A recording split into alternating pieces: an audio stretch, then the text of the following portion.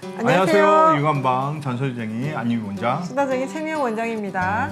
요즘 이렇게 무더위가 심해지게 되고 아열대 날씨처럼 덥게 되게 되면 네. 아이들 키우는 엄마들은 이게 걱정이 많이 더 심해집니다. 그렇죠. 더우면 아이들이 잠도 조금 설치고요.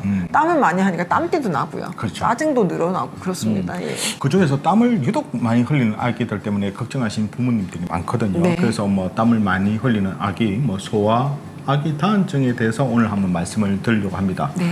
아이들이 원래 어른들에 비해서 이렇게 열이 많고 땀을 많이 흘리는 것은 사실이거든요. 네. 근데 손발이 이게 축축할 정도로 땀이 많고 온몸이 젖을 정도로 땀을 흘리는 아기를 보게 되면 네. 뭐 소아 다한증이 아닌지 한번 생각을 해봐야 됩니다. 워낙에 많을 경우는 그런 의심도 할 수 있습니다. 네. 근데 이게 여름에는 뭐 더우면 거의 땀이 나는 게 정상이라고 볼 수가 있는데 겨울에도 땀이 많은 아이들이 있거든요. 네. 그래서 이게 몸이 허해서 그런 거지 않은지 이때는 한번 좀 진단을 받아보는 것도 좋겠죠. 네. 땀이 여름에는 당연히 더우니까 나지만요.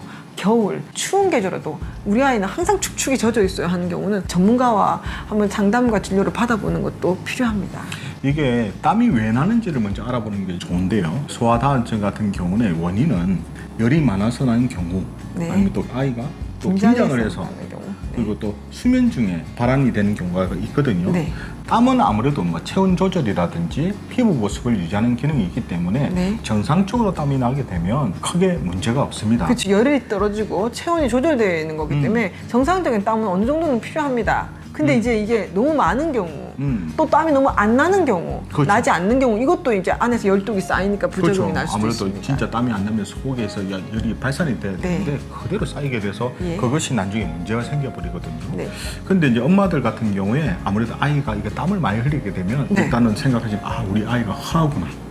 사실 땀 많이 날 때 한약재로 많이 권해드리는 게 뭐 항기라든지 네. 기력이 들으면 홍삼 같은 거 그리고 특히 이제 여름에 이제 기력이 들으면 오미자. 오미자를 많이 네, 먹으라 이렇게 네, 네. 얘기 나는 경우가 많거든요. 그래서 이런 경우 이제 그런 걸 좀 다려가지고 좀 좋다니까 도움이 되겠죠 해서 이제 그런 건강식품을 먹는 경우가 많습니다. 그렇죠. 알아서 그냥 이것저것 조합해서 끓여서 이제 먹이는 거예요 아이한테 물 대신에. 네. 그런데 요즘 아이들은 영양이 부족해서 또 몸이 허약한 경우보다는 몸속에 열이 너무 많아서 땀을 흘린 경우가 더 많거든요. 네. 그래서 이런 아이들한테 열이 많은 보약을 먹게 되면 오히려 열이 더 많이 뭉치게 되게 되고 그렇죠. 땀이 이게 나가는 길이 이렇게 막혀가지고 열이 네. 빠져나가지 못해서 몸에 그 열독이 쌓이는 경우가 온몸에 많거든요. 돌아다녀서 그러니까 그런 경우 있거든요.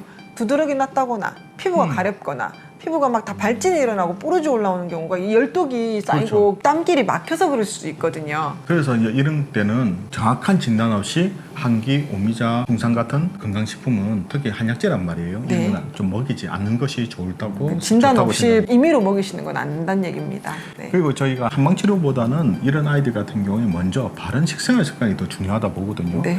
특히 잘못된 음식, 잘못된 식생활이 당장은 영향이 끼치지 않다고 하더라도 이게 점점 누적이 되게 되면 네. 분명히 이게 몸에 부담을 주게 되거든요. 그렇죠. 특히 이제 열이 많은 아이, 땀이 많은 아이들 같은 경우에는 보통 이런 아이들이 열이 많은 음식들을 많이 먹는 경우가 많습니다. 특히 단 음식이죠. 그렇죠. 단 음식과 밀가루 음식들이 열성 음식에 속하거든요. 그런 거를 많이 먹는 아이들이 특히 이렇습니다.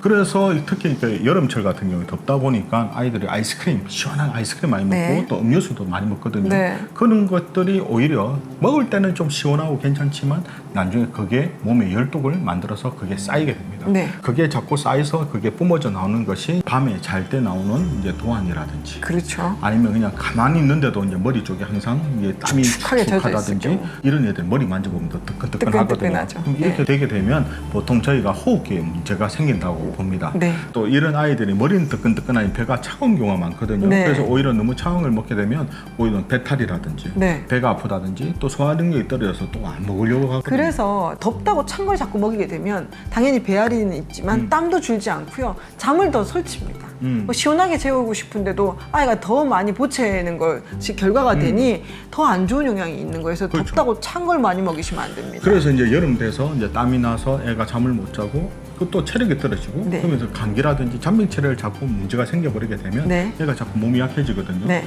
그럴 때 이제 언제가 딱 아프냐 그러면 네. 그해 가을 겨울.